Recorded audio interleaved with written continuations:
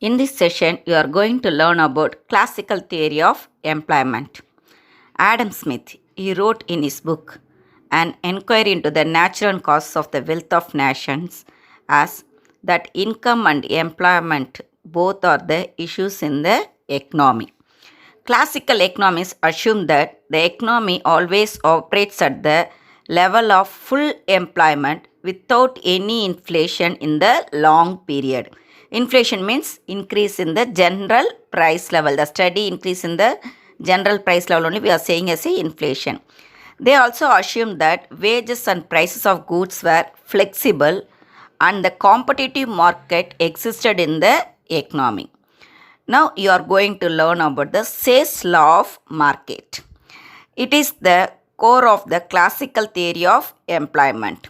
J.B. Say, he was the French economist and also one of the industrialists also. He was influenced by the writings of the Adam Smith and also the David Ricardo. J.B. Say enacted the proposition that supply creates its own demand. The supply only creates its own demand. That only he enacted always there. According to Say, when goods are produced by firms in the economy, they pay reward to the factors of production. We already know what are the factors of production: land, labor, capital, and organization. To pay for them the reward only from the goods what they are producing by the firms. That only can be able to pay the rewards for the factors of production. The households, after receiving rewards of the factors of production, spend the amount on the purchase of goods and services produced by them. This one already we know, circular flow of income. That means the Say's law explains the circular flow of income. For example, a person receives his income from production, which is spent on the purchase of goods and services produced by others. For the economy as a whole, therefore, total production is equal to the total income. Now we will learn about the assumptions of the Say's law of market. The Say's law of market, it is based on some assumptions. Okay, some assumptions they kept in their mind, and according to that alone, the Say's law of market is explained there. In that one, first, there is no single buyer or seller of commodity or an input can affect price. There is a full employment opportunity. People are motivated by self-interest, and self-interest determines the economic decisions. The laissez-faire policy means non-intervention by the government. That is known as the laissez-faire policy. It is essential for an automatic and self-adjusting process of full employment equilibrium. Market forces determine everything in the right. There will be a perfect competition in labor and product market. There is wage and price flexibility is there. Money acts only as a medium of exchange. This one always will be the long run analysis, not the short run one. There is no possibility for overproduction or unemployment. Unutilized resources used until reaches full employment.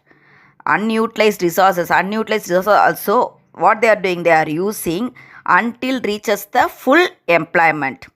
No government intervention, automatic price adjustment mechanism, it is operated there.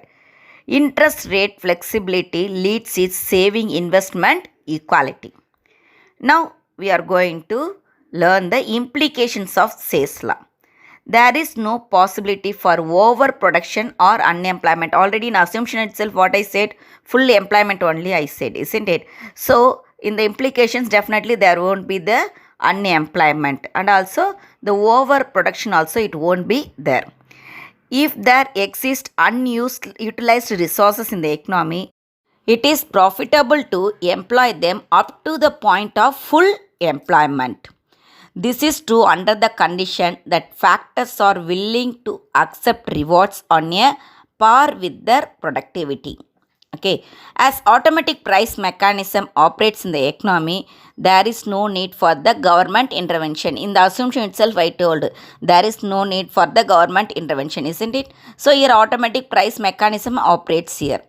Interest flexibility brings about equality between the savings and investment.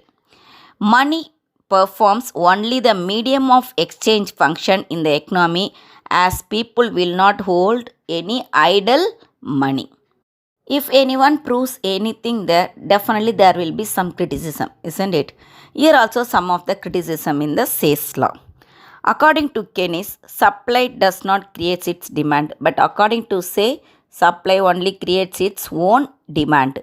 But Keynes, what is saying, supply does not create its demand. It is not applicable where demand does not increase as much as production increases. Automatic adjustment process will not remove the unemployment. Automatic adjustment in the mechanisms I told, isn't it? That means operating the economy, I said. But if it is there, means it won't remove the unemployment. Unemployment can be removed by increase in the rate of investment. When we are investing more money, only we can able to remove the unemployment problem. Money is not the neutral. Individuals hold money for unforeseen contingencies, while businessmen keep always the cash reserve for future activities. And also the ordinary human also, he will keep some, that means saving something he will be having for his future activities. Say's law is based on the proposition that supply creates its own demand and there is no overproduction. Keynes said that overproduction is possible. Keynes regards full employment as a special case because there is underemployment in capitalist economics. The need for state intervention arises in the case of general overproduction and mass unemployment. These are all the criticism given by the Keynes about the Say's law. Thank you, children.